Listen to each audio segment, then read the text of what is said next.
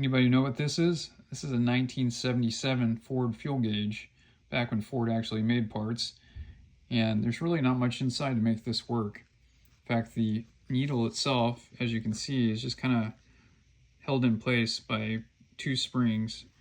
And if you push on it, sometimes it can get stuck. So they're very sensitive to jolts and potholes. I mean, it's not very forgiving. It's kind of a poor design, but must have worked well enough. I don't know how reliable these were back then. I wasn't even born yet. But how does it operate? So we just have the wire, each post on the back, power and ground, and your fuel sender, which is in your tank with the float, is just changing the current on this bimetallic spring that you see with wire wound around it.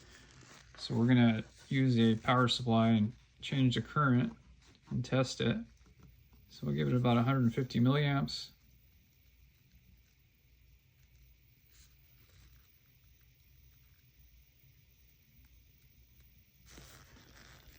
And you can see it's moving.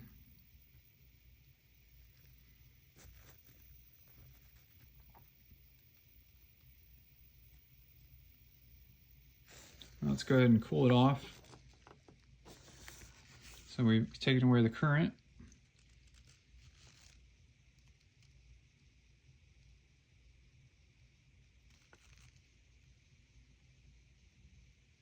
And that spring, top one, wire wound around it, is actually going back to shape when you take away the heat, which is taking away the current basically, and kind of a memory metal too.